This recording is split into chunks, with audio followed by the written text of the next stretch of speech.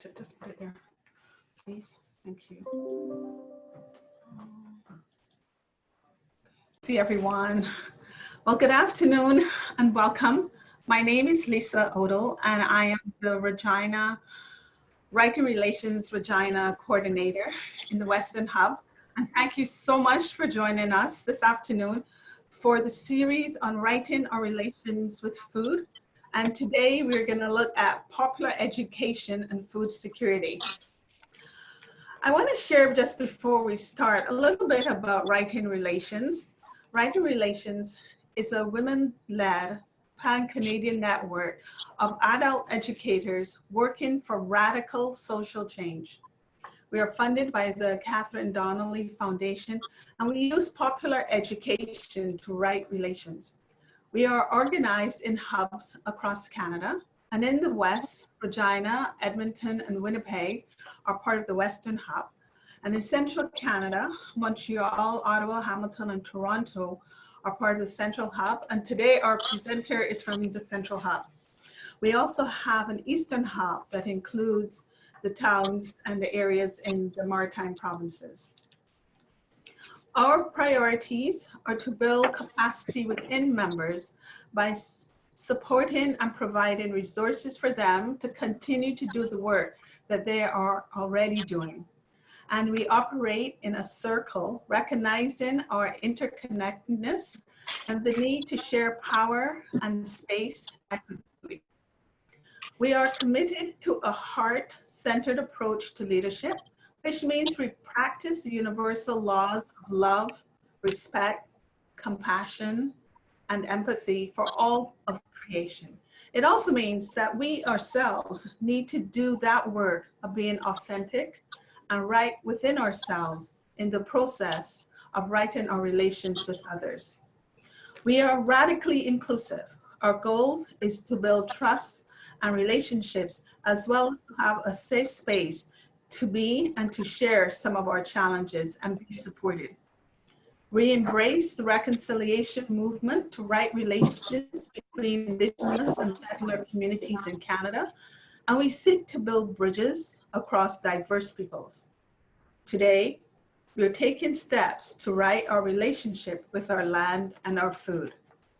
And I'm pleased to introduce Myrtha, who will offer a land acknowledgement and introduce our speakers. Myrtha is a member of the Writing Relations Regina Circle, a member of the Western Hub's Grandmothers Circle, as well as the 2S LGBTQIA working group. Myrtha. Hi, everybody. In the spirit of our Writing Relations group that I call Movement myself, I would like to acknowledge that our circle is based on what we call Territory 4 according to the treaties. I would like to be grateful to all the people, the first inhabitants of this land, with the buffalo, the land of the buffalo people, all the indigenous nations and the Métis Nation who make sure that they survive, and so we can have the privilege to live in this land where we grow, where we love, where we work, where we study, where we form our families. I'm really grateful. And in that spirit, because the aim of saying this land acknowledgement is to right relations for what it was done wrong, but it was still happening to our indigenous population, and it's still happening around the world to our Black people, to our indigenous people. So I'd like to offer to Chief Jake Slump as a morning greeting and giving thanks. So it goes as follows.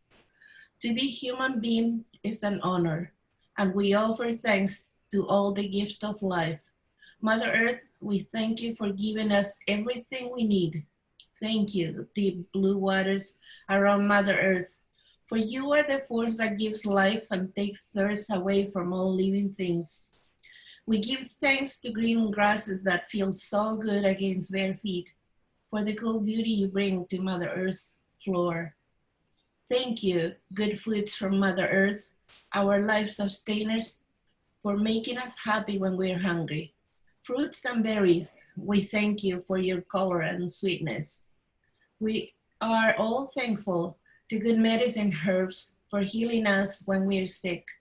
All the trees in the world, we're thankful for the shade and warmth you give us. We give thanks for you, gentle four winds, for bringing clean air for us from the four directions. Thank you, Grandfather Thunder Beings, for bringing rains to help all living things grow. Elder Brother Sun, we send thanks for shining your light and warming Mother Earth. Spirit protectors of our past and present, we thank you for showing us the way to live in peace and harmony with one another.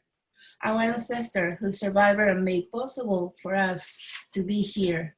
And most of all, thank you, Great Spirit, for giving us all these wonderful gifts. And I have the honor to introduce our speaker, Hermana Adriana Salazar. She is the food project manager at the Working Women Community Center in Toronto. So she is in a different treaty land, unceded land, I think. She has been working in social justice, popular education, and human rights for over 35 years, first in Colombia and now in Canada.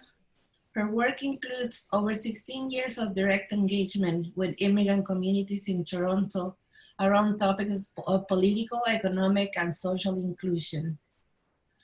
In this session, we will talk about how popular education can be used to increase the capacity of those involved in food security, community-based initiative to expand their understanding of food and human rights, and the participatory role they play in shaping their own food project.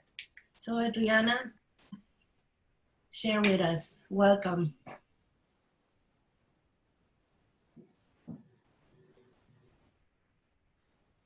Thank you very much. Thank you for the space. Thank you for Writing Relation to invite us to come today.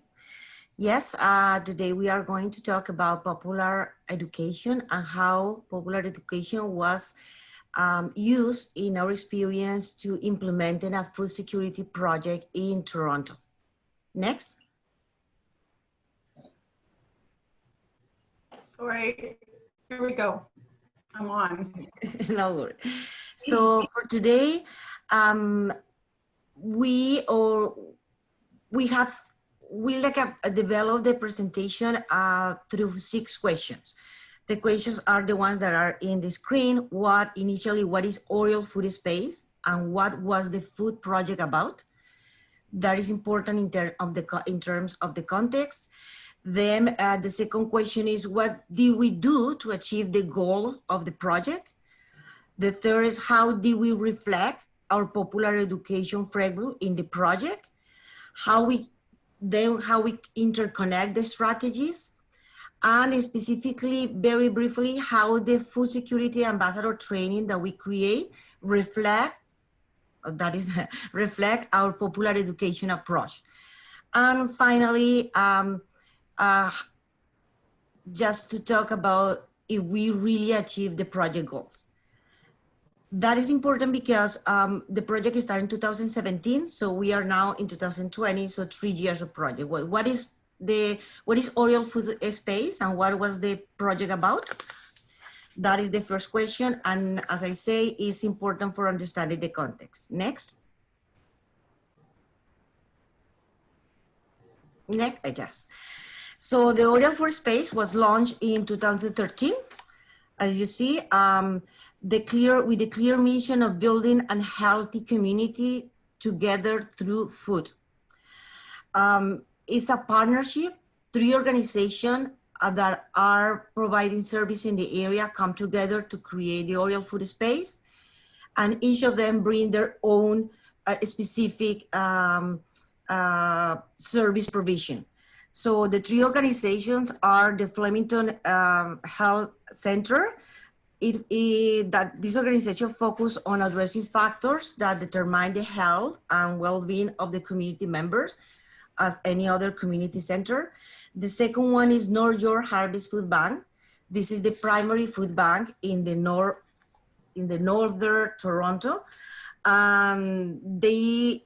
They provide 2-3 food banks in the north area of Toronto.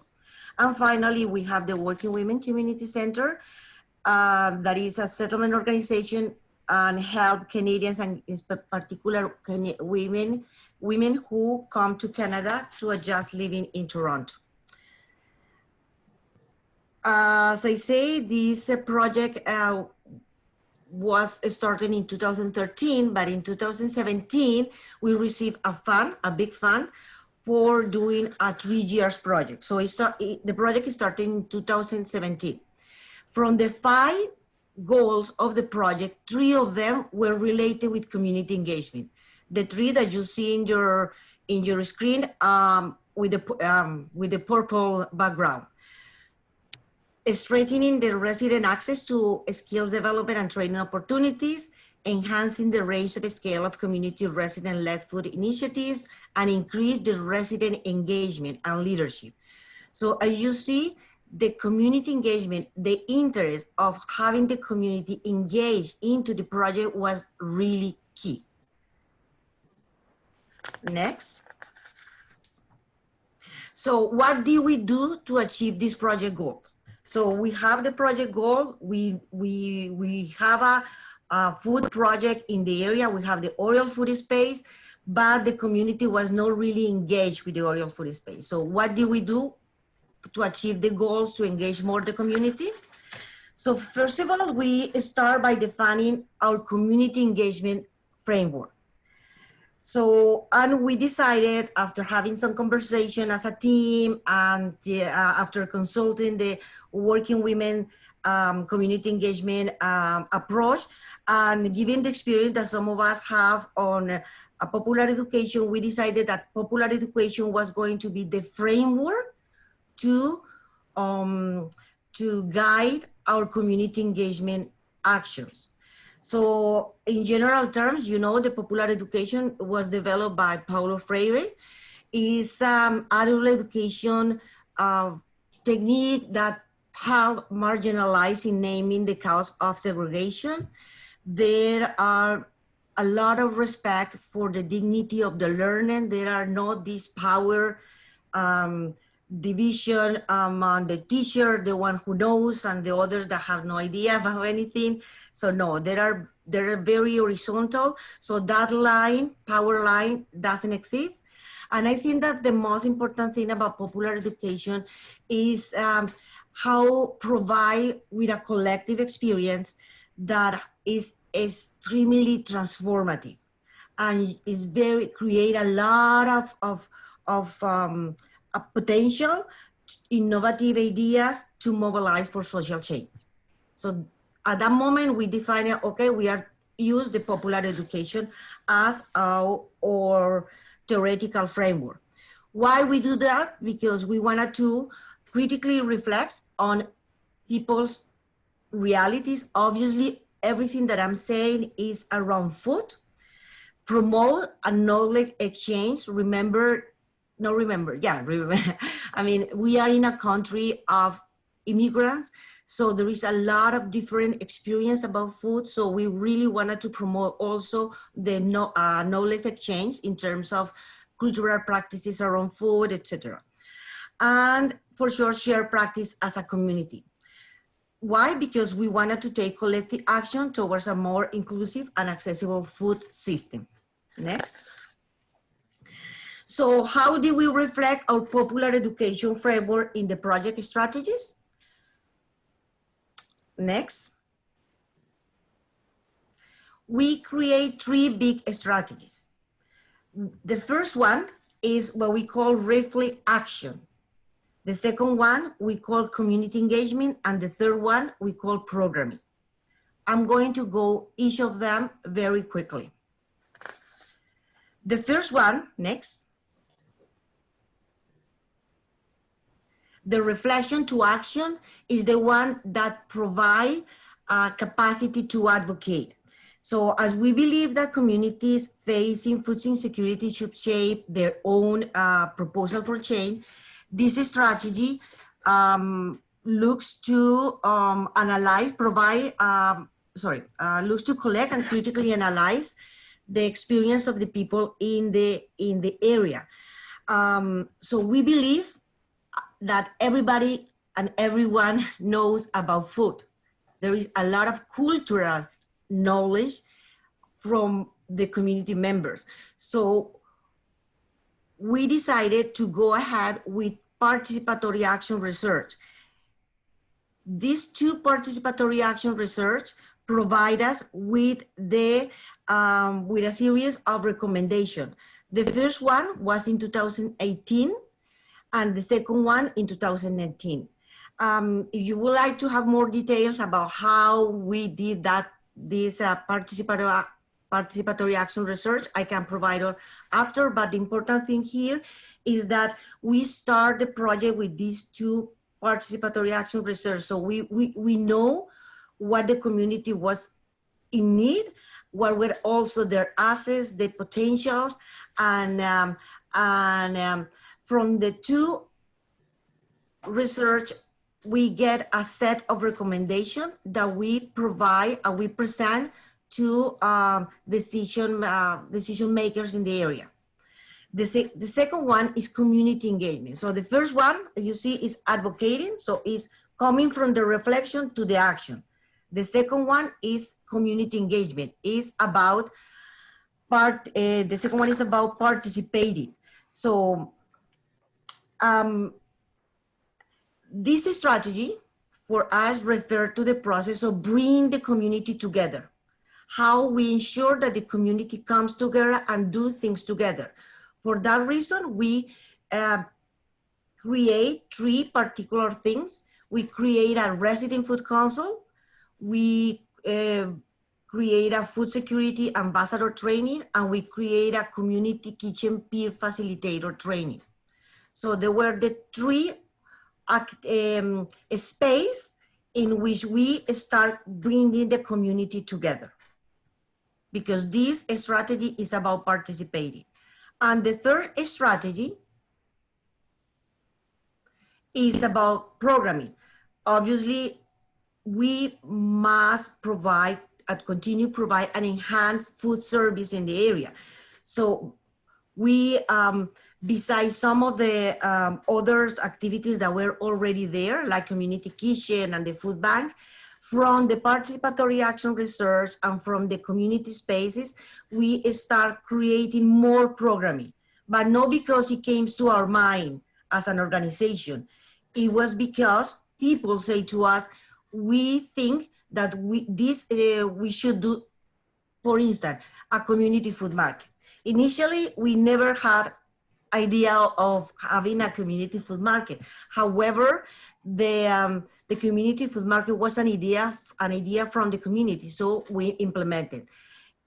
Same with the drop-in meal program. That is more we cook and we provide food in a settle that is like a restaurant. So community comes, sit and eat together. And the other activity was the newcomer cooking circle. In the area where we live, there are several shelters where refugees stay temporarily. That shelters in this case are hotels, so they cannot cook. So we open the doors of kitchen, and every week a group of refugees come from the hotels to cook there and to eat together. So this is the learning by doing strategy. So as you see, I just recap, we have three strategies.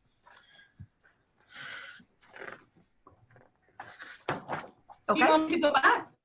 Sorry? Do you want me to go back? No, that's fine. No, it's okay. Thank you. So having that three strategies, how we interconnect the strategies with popular education, because as you see, the strategies can be applied to any, but specifically how we are using popular education for that is how we use it, the popular education approach on that specific strategies. So it was through something that we call a learning model. This is our learning model.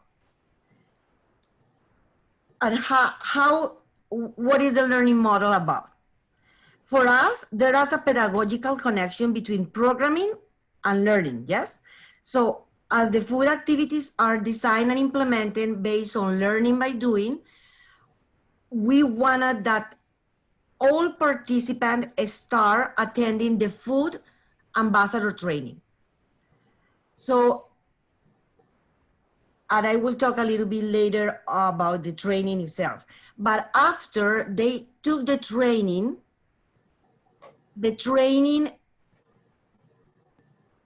after the fourth session, we invite people to make an action. So the training is like at the reflection space, and they come together in the last session to create an action. And an action that can be continue getting more training and become a part of the, became a peer kitchen facilitators. They can be also part of the resident food council, or they can become volunteer in any activity that is related to the OFS. So as you see, there is, can we back a little bit? Sure. Thank you.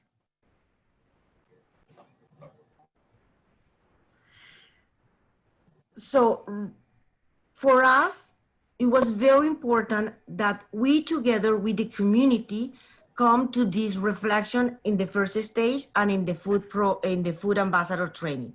So on that training, during 4 weeks, we think on food security, and etc. At the fourth session, as I say, they decided to an action and apply what they learn or what they reflect, and exactly in the same oral food space. Next. So for us, the key was create a training that really provide and reflect how we do popular education. So we create this training. Next, please. For us, it's a community certificate. I mean, it's just bring by the oral food space. We call a community certificate that provide oil food space residents with critical awareness on food security and its impact on their community's well-being, and to foster resident food action for change. There are always, for us and from the popular education perspective, three movements that we need to be sure that in any learning experience, we are supporting the participants to move on. The first one is coming from the reflection to the action. Estoy escuchando mi reunión. The second is how to start reflecting as an individual, but how always think as a collective, and how you come from the lack of knowledge to the awareness. There are the three movements, the permanent movement that we promote in the training. We call training because it's for us, it's more a learning experience, but let's continue calling training. The food security ambassador training has 4 sessions, and here are the 4 sessions. And we are going to go through that to see how we start building the critical awareness from the very first session. In the first session, what we do is to unpacking the food security concept. So we start understanding what is food security. But we start understanding food security through different lenses.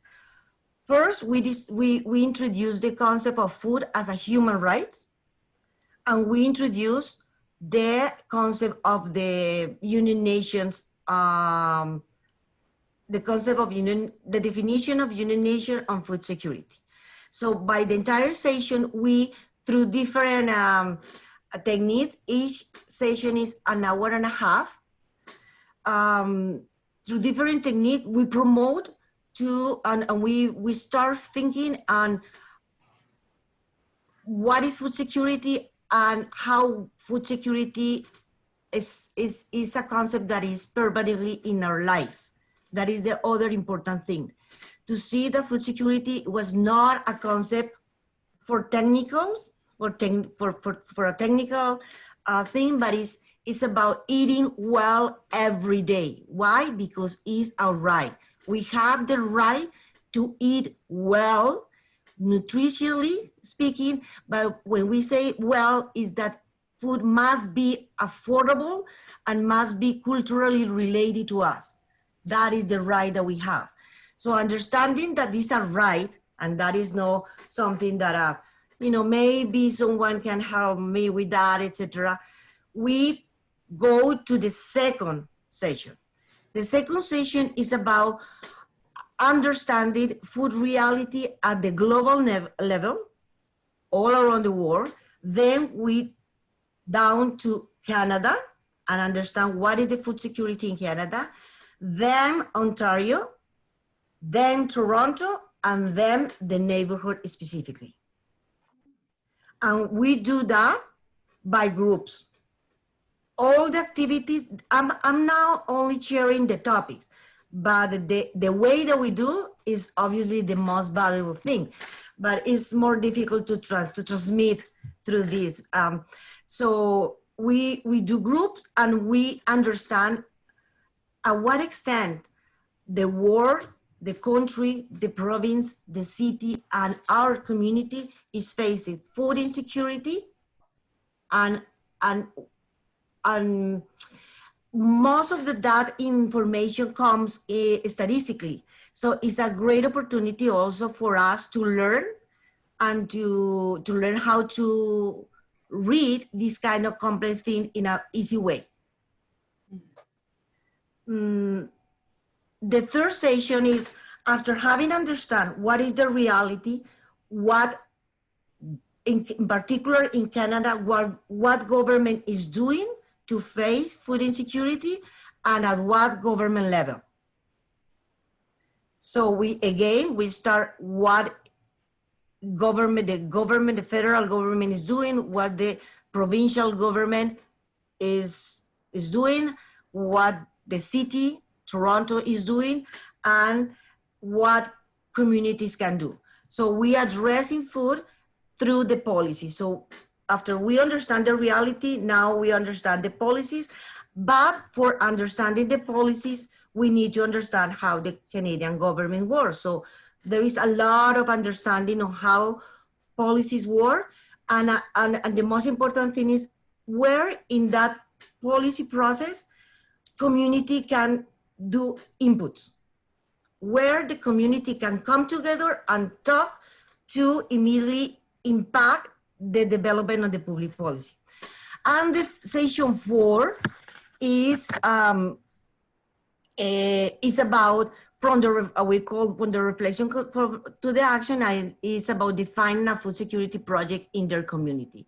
So they can, after in the last session, decided to continue a training, another level of training, and become a peer facilitators in the kitchens, or they can be part of the resident food council that we create. And when I say we, please, I always talk about we, because we means the partners, organizations, and the community. All this process was very much collective. So we created resident food council, so they can go to the resident food council, or they can volunteer in any of the programs that we are implementing and through which we provide service, food service.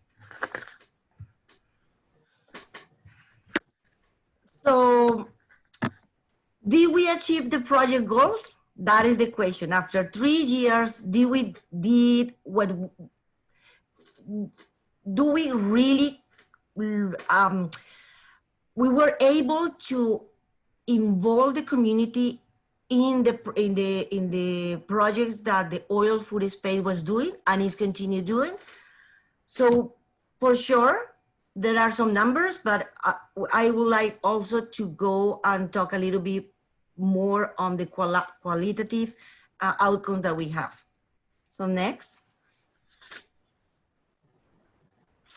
So after 3 years of project implementation, 5 series of ambassador training, and over 50 community members graduated after the first sessions, 82% of them are currently engaged at the oil food space. How?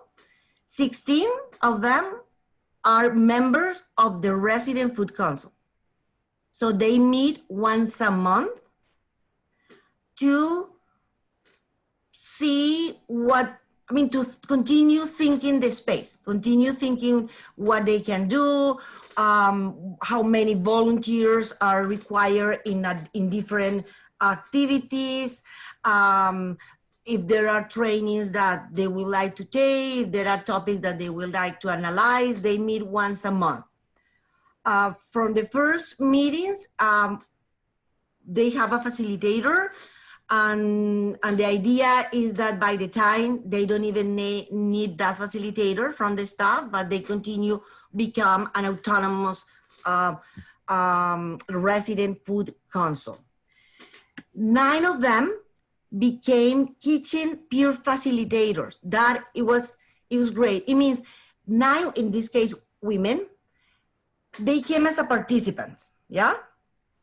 And even a participant of the community kitchen, but during the process, they start showing that they have background in cooking, or they love to cook, or they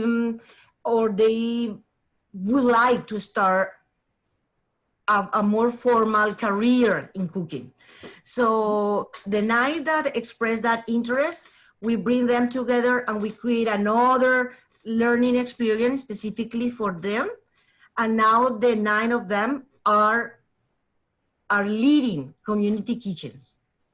Before the project, they were not leading, they were just having that amazing talents for them or for their families. Only their family were enjoying their talent. But now the entire community, they are now peer facilitators.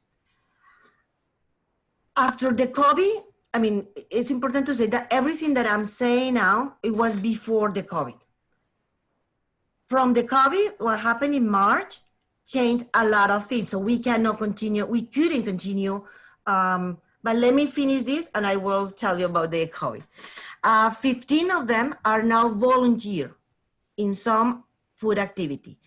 In the drop-in meal program, or they are volunteer in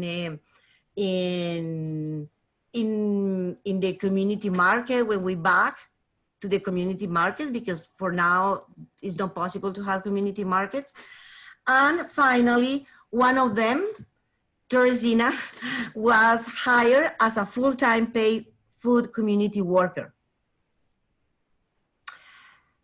But as I say, beyond the numbers, I think that it's important to also highlight the too many learnings that we have. We consolidate, and a very important thing that is having a model of partnership that is collaborative and is very horizontal. So we are really proud of saying that the 3 organizations were now, obviously they were always great, but now we learn how to integrate more the community. So there is an incredible learning in the partnership building. We create an anti-oppression statement that acknowledges the diversity of residents in the community, and we are going to read how an anti-oppression statement can be applied to food spaces. We integrate super key for us, the notion of food security as a human right. Because as I say, many people is very much, ashamed sometimes to recognize that are in food insecurity. But when you understand that is your right, is a human right, okay, that is a different thing. So it's not my fault that I'm not accessing good food. There is a very structural thing that doesn't help people to access the food and be in food security. And finally, I must say that I can say now the OFS is really rooted in communities, in the communities we serve. I know that today with me is our, not only the manager of the project, but also one of my coworkers, Diana Moran. So I just want to acknowledge that anything we get it would be possible without all these amazing people. And thank you for being here, supporting to all my coworkers and family and everything. Okay, this is the anti-oppression statement that we create, and I will like to read it. OFS recognize that each food insecurity experience is unique and is influenced by intersecting oppressions. In our programming and strategies to action, we acknowledge and challenge barriers and discrimination faced on grounds including ethnicity, race, color, religion, creed, political opinion, country of origin, citizenship, immigration status, age, gender, sexual orientation, socioeconomic class, family status, type of housing, neighborhood of resident, language, and ability. We promote food security at the individual and systemic level. That is the anti-oppression statement at food, at oral food space. Before I finish, I just wanted to briefly share what happened after the COVID. Wow, big thing. We cannot meet again. We cannot, and as you see, almost all the activities were about coming together, cooking together, eating together, talking about our cultural food memories, etc., etc. So what we were going to do now without having the capacity to meet. So we decided, okay, let's try to be a little bit technological on this. So we create a website. Now there is a website, but obviously the website is nothing without people that is behind the website. So do you remember the 9 people that I told you that become peer residents? Peer facilitator kitchens? The 9 of them, we come together and say what we can do. So we decided that each of them was going to do a video in their home. So as they put a camera in front of them and they create their own videos. For sure, we try to provide some kind of technical thing, but it was amazing. I mean, the videos, you can see the videos in the website. Every one of them made a video, write down the recipe, and we put it in the website. So there is still some kind of connection. For sure, it's not the same. Popular education is about being together, it's about living many things together. But through these videos, we try that, first of all, to also recognize that in this time, being technologically, have some kind of technological literacy is important. So we push ourselves and community members to understand that, yes, maybe, yeah, we need to start communicating another way. So we did it. 9 videos, for now there are 6 videos. We also have, using the videos, we create virtual kitchens. So we ask the community members to watch the video, practice in their home, and then we have a live cooking. So now we are having live cooking, group cooking, everybody in their home, but try to do together the things. And our last idea was to, and we're going to start next week, I think 2 weeks, we are going to have a live Facebook cooking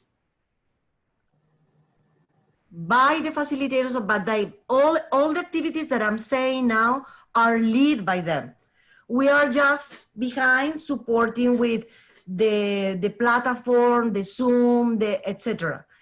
The other thing, the idea is that they continue. For sure, there is a lot of challenge on these moments, but I think I can share that it was amazing to see 3 years ago someone coming as a participant and be today like a YouTuber doing their own videos and teaching how to cook, but in particular how the cooking experience is also a cultural experience in terms of sharing. They don't only cook their dishes, but they cook that culturally, dishes that are culturally very close to them. So they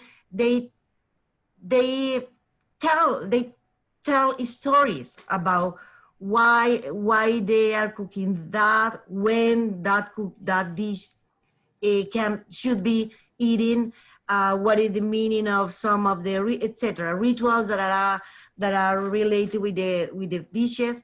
So this has becoming it was a food security project, but for sure is becoming a more consistent way to learn and appreciate food in our lives.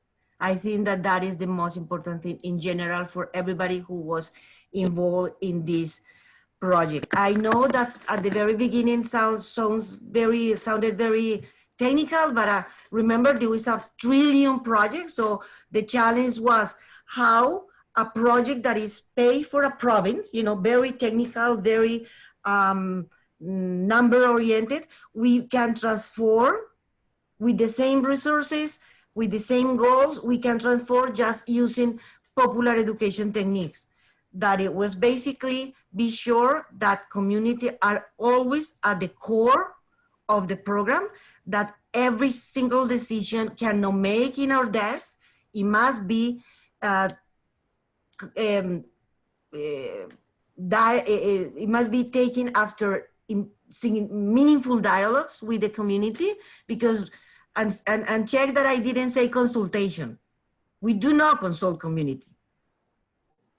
We must go beyond consulting, because everybody consults us and at the end they do whatever they want. No, we are asking how we should do this that is actually for you. So that was the challenge. I think that we did a good job, a great job. I think that having, as I say, community members engaged was the most important outcome for us. So that's it for me. Thank you. The last one is about the thank you. The last slide is about the thank you. Oh, thank you so much, Adriana, for sharing. That was really informative, and it sounds really exciting for so many ways that you're strengthening community, they're working together, you're sustaining culture, you're sharing culture, you're respecting people, and the voice of the community is what is being lived out in their actions. So thank you so much. We appreciate it. And I'm going to close this off, but we are open to questions. And so the floor is open, and please ask as many questions as you'd like. Thank you, Adriana, for your presentation. I was wondering how many community members have you impacted in general? Yes, through the provision of the service, we, after the 3 years, 1,100 people were, 1,100 people attend activities related with the project. And we know that is that number because we must track for the donor. So yes, from that 1,100, there is a figure that called unique clients. With unique client, that is the people that is really, it was 500. Mhm. So where, from which country? It's a community very much multicultural. There are people, a lot of people from Syria, recent people coming from Syria, from the group of the most recent wave of Syrians, Afghanistan, and Nigeria, an important group of Nigeria people were living in the shelters. We have a small Latino community. There is a lot of Iranian and Middle East community. Basically, they are the biggest community in the area. If I'm missing someone, a Korean and Chinese people for sure in the area too. The east of Toronto is very multicultural. People from India, Middle East, all over the world. Basically, it was, and that is an important thing. And thank you, Terry, for remind me that information, because yes, I speak English, I speak Spanish, but we decided that an important part of the resources was going to be for translating. Yeah. So translation was key. So we translate almost everything we could. We translate the training, we translate the evaluation, we translate the manuals, we translate, we have a live translation. When we have activities, we have, language was not really a barrier. For sure, it's still a barrier for me. English is not my first language. There is always going to be a barrier, but we tried that it was not going to be a barrier. So for the programming was very much key. Have a lot of money for translation and translators. So thank you, Terry, for remind me that is an important thing. Thank you. Thank you, Terry. Go ahead. You have to mute. Oh, again. Unmute. Sorry. I'm Kanul. I'm from Working Woman from Toronto, and I also work with Adriana. So just emphasizing Adriana's what she was telling, also to want to add to that cultural diversity attendance. So she was doing also it in Hubside, which is Victoria Park and Eglinton. And there, what I noticed, and that's my part of the office. So we had lots of Pakistani and Indians also, and a lots of Arab speaking community too, Arab speaking. It also includes Syria, it also includes Lebanese, also includes Palestinian, so all these Arab speaking countries. And we had, and sometimes they insisted and demanded us to bring the translators, because they wanted to attend this one. That we are from hippie program, which is the working with the kids. So sometimes the families was asking the coordinators and the home visitors to have translations for them. That's how this program was on demand. Thank you. Yeah. Fabulous. My pleasure. Can you talk a little bit about the process of creating the anti-oppressive statement? Yes, it was created. Okay, obviously this project hadn't had any of this reflection about social issues. The project, as was presented, was very technical, yeah. But as it was important to engage the community, we needed to understand how we were going to be sure that our statement, the mission, vision, be as most inclusive as possible. So we have in our first, it was created during the first series of ambassador training. So we went to some, we went with some like a template to really understand what were the elements. And that was very important. We came with the idea of the individual and systemic, because we felt, many people say that they felt that if they failure or they have no access to food, it was because their fault. I'm going to explain it. Because maybe they cannot speak English, so they don't know how that product in their language is said in English. So still the fault was felt like, it's my fault because I didn't speak English, so I cannot eat well. It was about the language, but it was also about, let's say, because we have a case that in their countries, men don't used to be in the kitchen too much. Here, there was 2 men who wanted to be more in the kitchen. So for them was very important also that gender thing, that feel that men were also, if they love to cook, they can do it.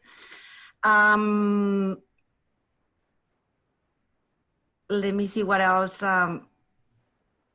Yes, basically it was a work in group with the first group that we have at the series, and we came with things that we felt people can be discriminated in terms of accessing food. If you are not enough poor, let's say for instance that if you don't receive any support, if you are not enough poor, or that you do not have access to some food banks, for instance, because you don't live in the catchment area, or because you are not an immigrant with you are not a resident, an immigrant resident, or you are, let's say that if you have a precarious status, it's difficult for some food banks to provide food. For us, it was never a barrier. So everything that we found that was a barrier, we tried to be explicit in the anti-oppression statement. So, and we didn't know that there was, that is important to say, we didn't know that we faced too many discrimination through food. It was incredible. I never thought that food is an space where there are a lot of discrimination. For instance, there was a participant that was sharing how she was asked to move from their building because the species which she cooked were too much smelling. So neighborhoods complain.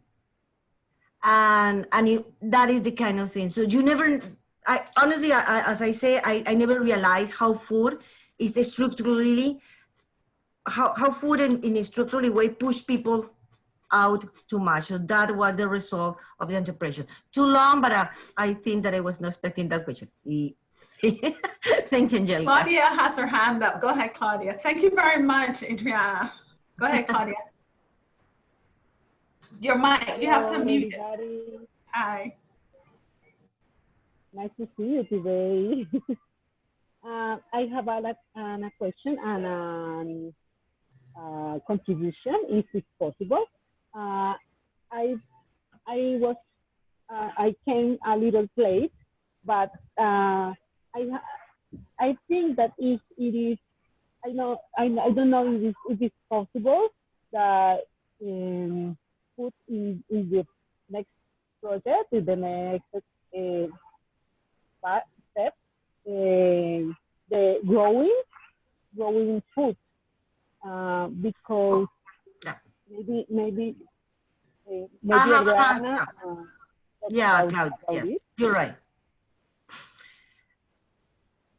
Yes, I didn't detain to, I didn't stop too much in the range of activities that we have.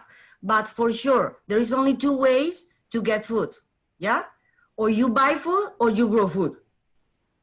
period. There is nothing else that you can do. For sure, we continue addressing, structurally speaking, the income thing. In the participatory action research, yes, not having good income impact directly the kind of food that you are able to eat.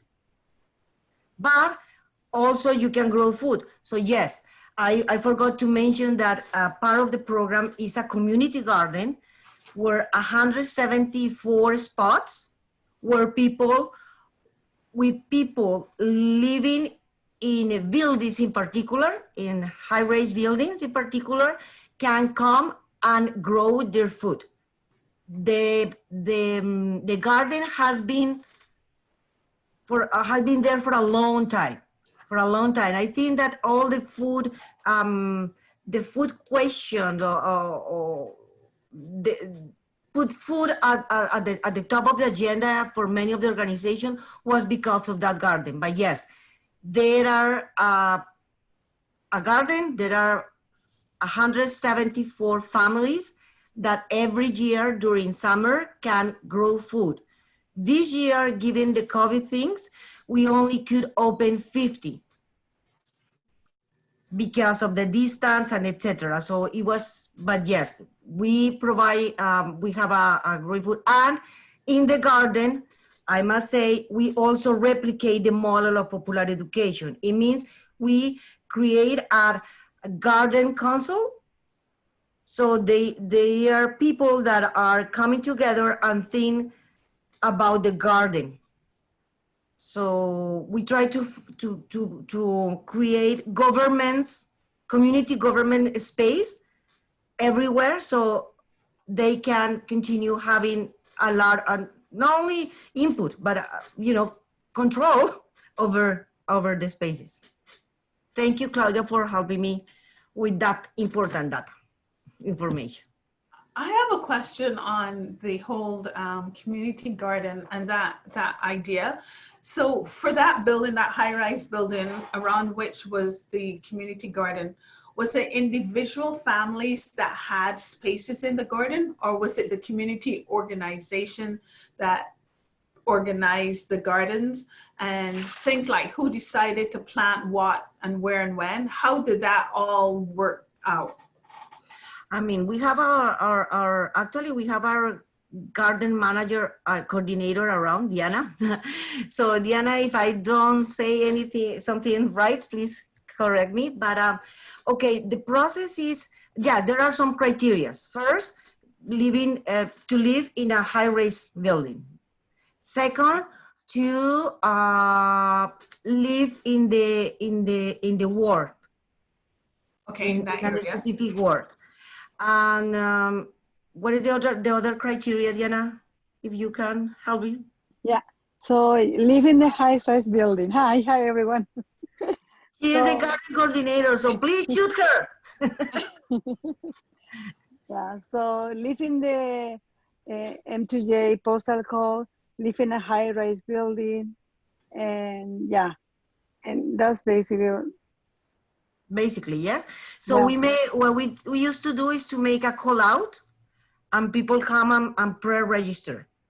Okay. And we have a town hall, and in the town hall we share important rules that are for, I mean, there is a lot of people, yeah. So we need to have some kind of community agreements that everybody's going to follow. So we have this town hall, they do the pre-registration.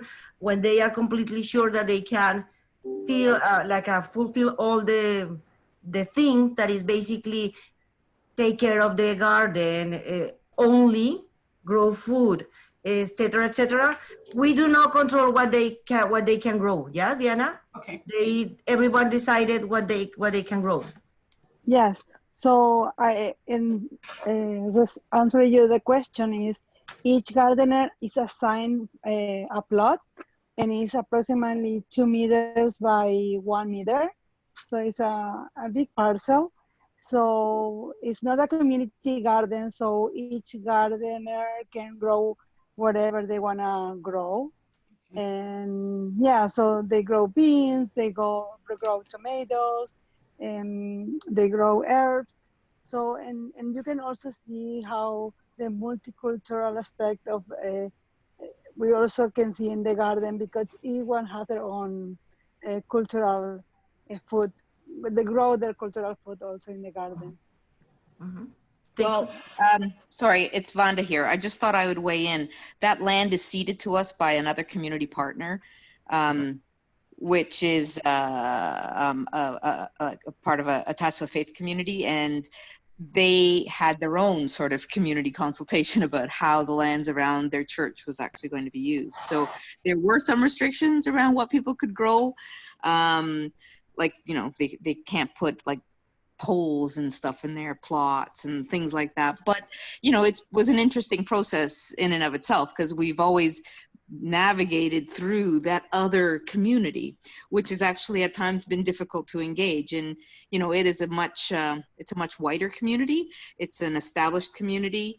But that too has been really interesting to watch how the idea behind the garden and the community that it serves is actually quite distinct from the community, which doesn't necessarily live in the area, but cedes the land to us.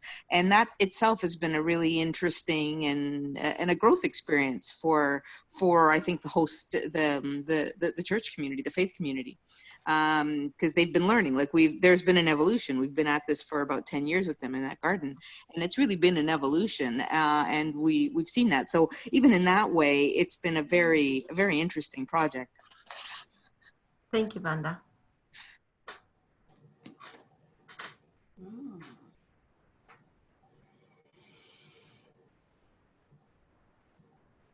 I'm sure there are lots of questions. So I have another one. So at the end of the day, when all of this food comes into bloom and you're reaping and there's harvest, what happens? No, as Diana was sharing, every is a family or a person who we assign a plot, so they can grow there whatever they want, and they when they harvest is for them. I mean, it's their thing. What we do is a harvest festival at the end, where we try to do a potluck with some of the things that they using what they have grow. They make a dish, and in the harvest festival sometimes we share it. But we, I mean, yes, I know. For instance, in my mind, I would love that, for instance, the 10% of every produce can go to the food bank. That would be a really more concrete connection. But still, it's a process. It's a process. This was only 3 years, and creating a sense of community is hard. And the other thing important to say is that it's an area where I have perceived is for most of the immigrant is temporal. It's not really an area where they are going to buy houses, because it's an area that basically is for renting. That is basically there is some condos developed at the very back, let's say south of Shepherd, but in terms of property ownership, is more about renting. So people move and impose to provide 10% of what you're growing to someone else. I think that it comes as a result of a community consensual decision that we have not arrived yet there. Hopefully someday. Adriana, I'll be curious when you mentioned that there was not the original idea of having a food market. So how is that? Does it work? Because when you sell things, there's a lot of other regulations from everywhere. So, yeah.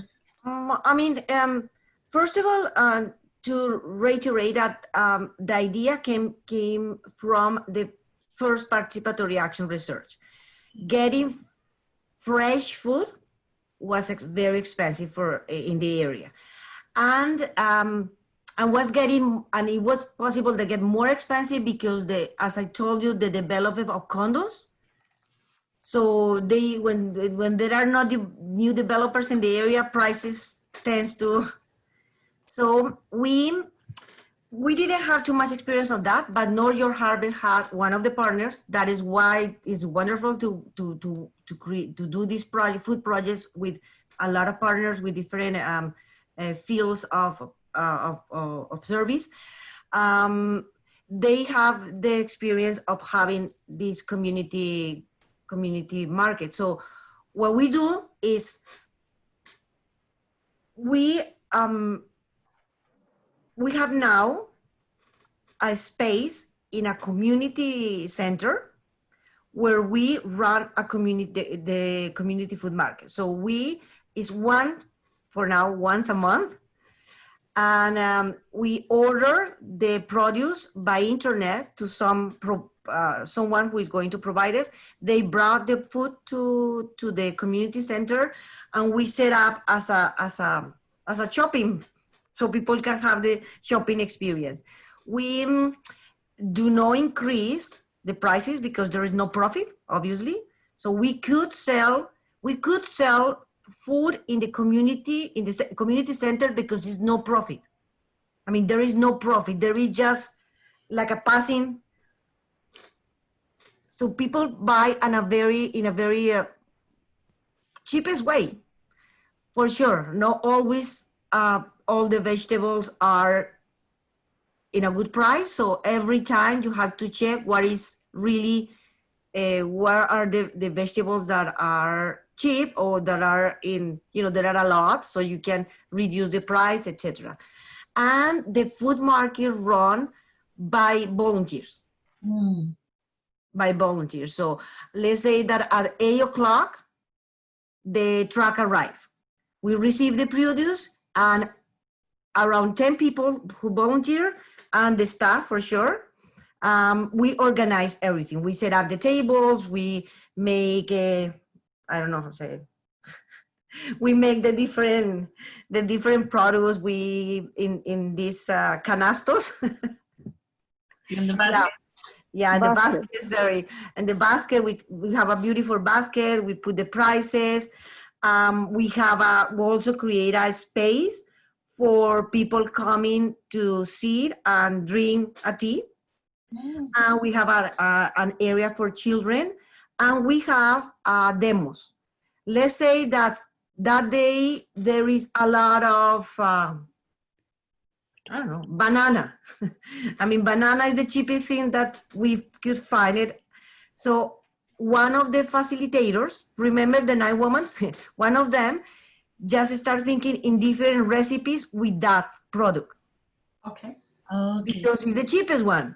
So, and she make some demos. So while people are walking and shopping, we offer, you can buy a lot of bananas are cheap, buy bananas, and here is the recipe, and you even can try it, and we offer it. So we do demos, and as I say, everything is run by volunteers and staff, but mostly volunteer. Without the volunteer, without not be possible. I mean, it would be possible. We start, partners or agencies provide like at the first, I think that our first buy was $400. With $400, we used to have 60, 70 sellings. Nice. Thank you. Adriana, could you tell us a little bit more about like the participatory action research part at the very front end of all this, like how that rolled out, like what that looked like, just to help maybe those of us who are thinking about the steps forward, because I think that's the critical piece. And if you could share some that would be awesome. Okay. Yes. the key of the experience that we have had with participatory action research is that the participatory action research started from the vision and moment with the people. Mm-hmm. So at that moment we have the resident food council. Yeah. Mm-hmm. Remember what was the process? The process was they came for a training on food ambassador. They get all of this reflection. They want to do something. So what we can do? Oh, let's do our participatory action research. That was the connection. So we learn what it means. First of all, we need to learn what is a participatory action research. Because when you say research, you're like, no. You are going to be a community researcher. So people start for that point like, oh, I'm a researcher now.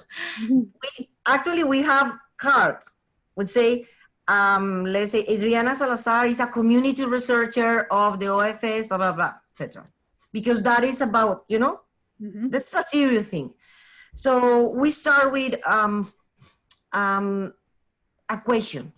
The first question is the key one. What would we like to research about? What would we like to find responses about? The question that they made was, how is our situation in terms of food insecurity, but not in terms of numbers. What they wanted to collect was narrative. Yeah.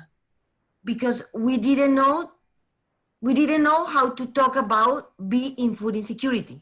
It's extremely difficult to speak being in food insecurity. So they say, yes, we have the number, we have the report of the Toronto. They say that we have here food insecurity, but we don't know exactly how that food insecurity fell for many of the community members. So that is what they decided to go. So from that first question, you start developing the list of information that you would like to ask to the people. There are many different ways to do a participatory action research. We use the survey, but you can also go with the in-depth interview or interviews in general, or there are other ways to collect the information, but we went with the survey. I prefer interviews, but it's too much sometimes. And for them, because it was going to be their first experience, it was going to be super heavy. So surveys was better for just starting to be familiar with. So we create a list of questions and we start putting the question in the way of, even the way that we made the question was consoled. Like, we cannot ask people, oh, are you hungry? We cannot ask people things like that. So we just did like a create question like do you have the opportunity to eat every day? Things that are not really directed, or if you have a plate amount, how many people do you have to divide it? I don't know, question like that. So you create the terms of reference. For sure, me as a facilitator, try to put in paper everything that we were collecting. So there are during the different steps. So when we create the terms of reference is when we decided about the name, about the goals, about the methodology. We then test. We pilot the survey. We find out that there is question that was no really good questions. So we pilot. I mean, I can continue telling you, but what I really want to underline is that the research must be really appropriate by people. They must know exactly why each question what is there. Even the demographic, because they say, why we have to ask about demographic? Oh, because it would be good to know, to have some to have some data. I mean, it's not the same to be a woman than a man. So you can have all that conversation about disaggregate data. in the part of demographics. And in part of the question, yes, invite participants to be as much involved as possible. They apply the surveys to wherever they want. They went to the community with their cars, and some of them were at the neighborhood knocking doors and, oh, hello, I'm a community researcher and I'm doing this research. Would you like to help me with this? Obviously, a lot of people. So we have in the first one, I think that's 78. That for a participatory action research is, and the first one was good, and the second one was 120. The other thing is when they arrive with the surveys, we say, okay, so we are going to put all the results together. So the analysis of the data also was doing together, and the report at the end for sure. Yeah, but I mean, it's a long process, but I can tell you that the most important thing is that participants be there, and that the person leading the process be sure that every public piece reflects what people have said and is looking for. If you want, I have all the material. I mean, the material in terms of developing the terms of reference, etc. We have that for sharing, because I think that is the good. That'd be amazing.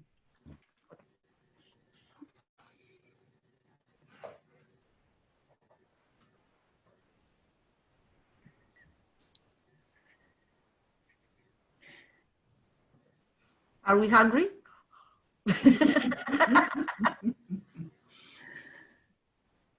Catherine looks like she has a question. Yes.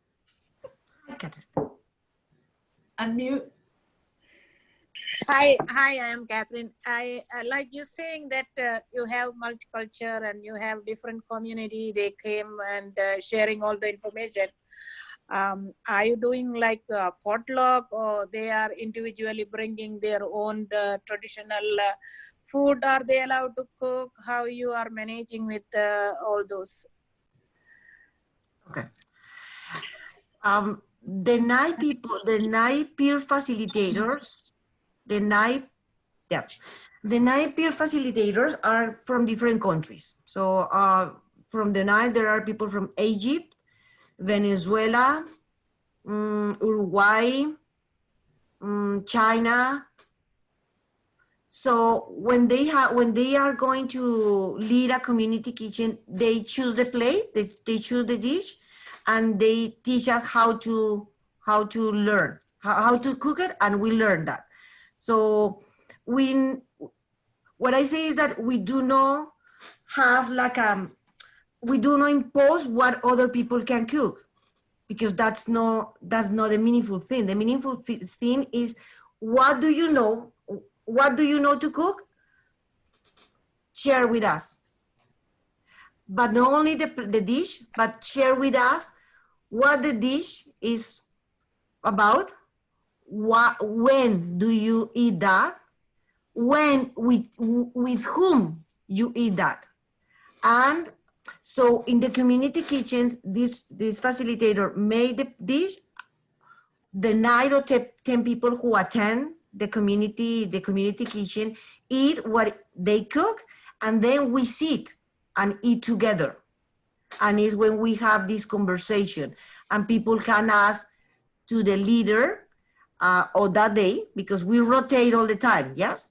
Let's say that this week it was me, next week it was Catherine, the week after Renee. So every time one of us is cooking, has like that, we have that expectation that you cook, you make the recipe, provide us the recipe, explain us very well where to find the ingredients, because if you don't tell me where to find the ingredients, beautiful in the paper, but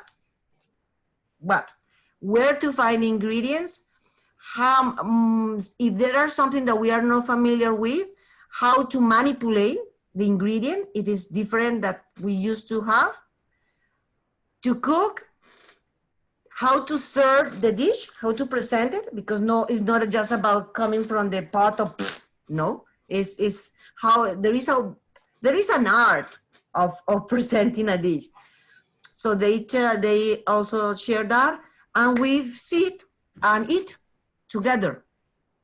And actually, I learned how to eat some specific food, because not all food, you don't eat all food the same way.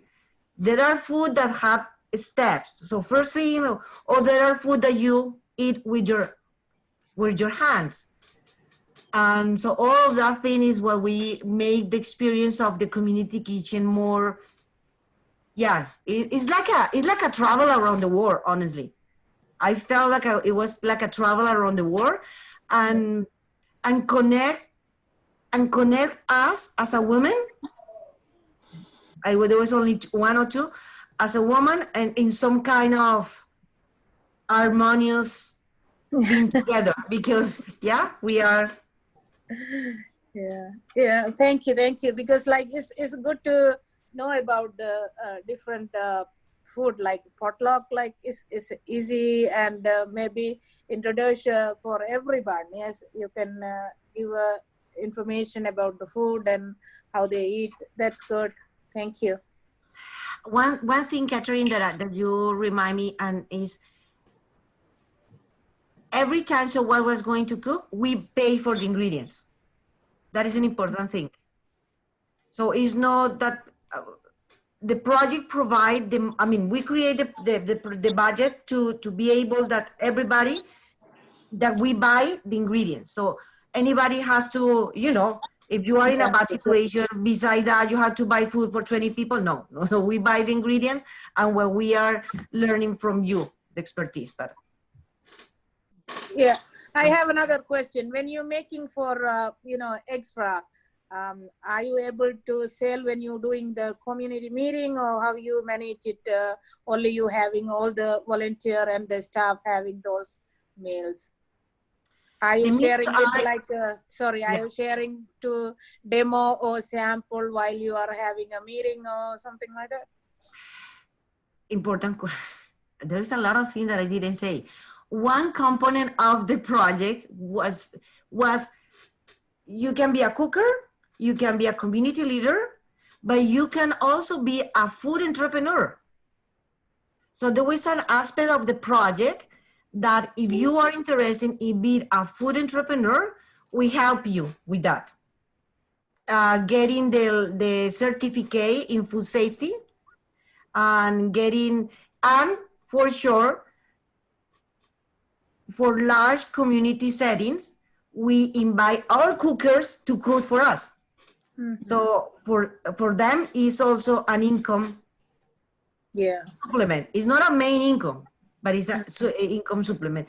So the food, they don't sell food, we know is, but we guide, we support people in doing their food entrepreneurs. And we try to hire them, but no, there is no food selling. Everything is. Oh, okay. Thank you.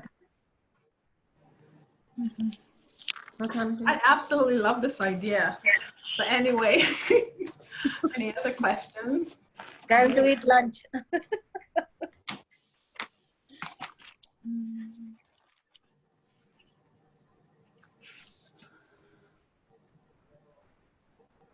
No more question.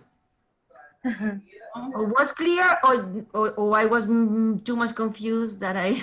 No, it's really good. It's clear. It's clear. Even you mentioned about the food safety, because you are feeding for a community people, not one or two. It's good to have a food safety certificate that then you can have, kind of sure that somebody is on good way. Yeah. On the right way. Thank you. Thank you, Catherine. Awesome. I like that idea. I'm sorry that Kim is not on, because she works with the Foodbank here in Regina. And I think this whole cultural aspect to it, where someone creates food from their culture and shares, but explains it and talks about it, where you get that knowledge and that experience, and you share yourself and your culture, but then you also are open to receiving and experiencing other cultures in that space. And you're also looking out for food security. And then the gardens look different because you're growing things that you or your Pacific family need or use more regularly than others. So I think it is enriching in many, many ways. Denise, what do you think about this cool stuff? Denise is really good on food security and all of that. I know I'm calling you out, sorry. Adriana, what is the government doing about your project? Right now, I mean, obviously the COVID-19 is accelerating a lot of resources for Foodbank. That is basically what they are putting all the money for food banks and humanitarian, I mean, emergency food. However, before the COVID, we were monitoring the national strategy on food security that they were doing. At the provincial level, we were advancing, but the government changed. Food security was it's not a priority now for the Ontario government. So all the pages that we have in anti-poverty, all that projects that were related, because food security we see as part of many things, were removed. So at the provincial level, there is nothing now in Ontario, but at the local level, we are connected with the anti-poverty strategy, Toronto anti-poverty strategy, in which there is food security, access to food is critical.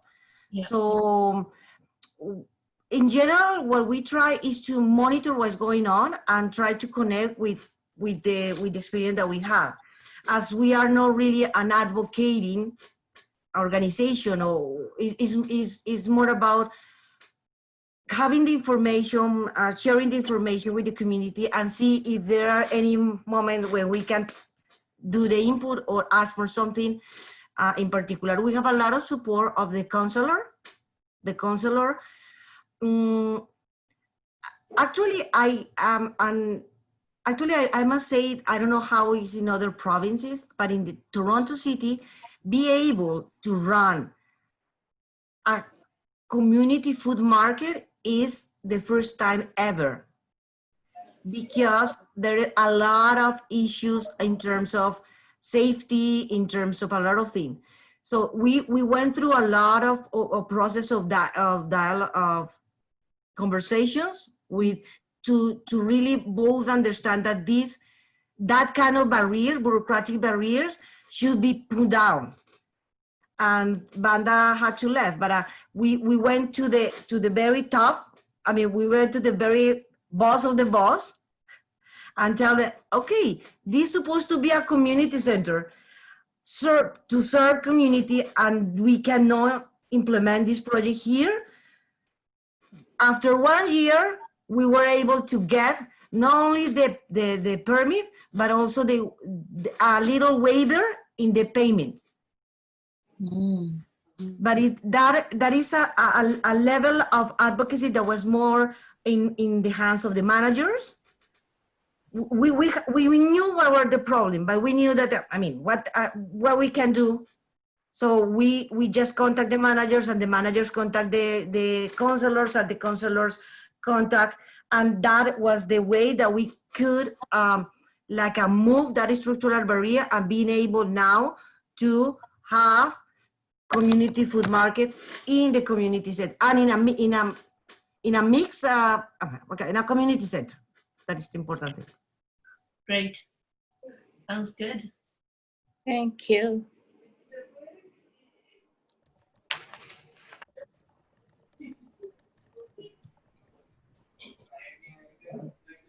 It seems that there is no more questions. Go ahead. Was there another question? No? Wow, Adriana, thank you so much. This was absolutely great.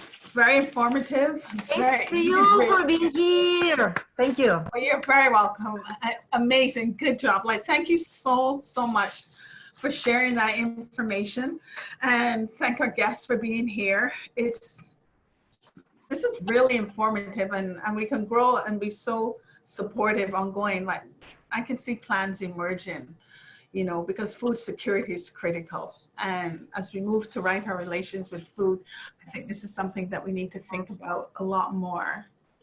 So all the thank you to you, Adriana. Thank you, and thank you very much to the Regina Circle. There are a couple of thank yous. Sorry, one thing. Someone is asking me about the website where you can go and watch the videos. www.oralfoodspace.diana.org. No, somebody, if they can type it in the chat, that would be perfect. I will type it. Whoever knows can type it in the chat. Yes, please. Thank you. And that would work just perfectly. Okay. Yeah. So to the Working Women Community Center based in Toronto, thank you for allowing Adriana to share with us her experience and knowledge on popular education and community gardens. And it's important for our information and to assist us in making informed decisions down the road. We also want to thank the John Humphrey Center for Peace in Edmonton. Thank you, Renee and Angelica and Nixie, for the posters and the technological support and the admin support. Thank you. Also the Catherine Donnelly Foundation based in Toronto, whose funding supports the work of Writing Relations. And all the team in Writing Relations Regina, we have Myrta, Denise, Kim's not on today, for the support that you have given in making this series of Writing Our Relations with Food a success. In our first session, we had Let's Get Growing with Kim and Megan. And the second and third, Denise, who is on, talked about food. Many of us, what do we think about it? Where do we get it from? Our food systems. And answering the big question is who controls our food and the seed supply, like things that I never really thought about. And now it's part of our consciousness, and it will end up being part of our decision making too. Where do we buy food? What kind? Who do we support? And there's so much work that went into these presentations, and I just want to say thank you so much. I hope I didn't leave anyone out, but thanks so much for the support, and the Central Hub and all your team that was present today. Thank you. Thank awesome. You.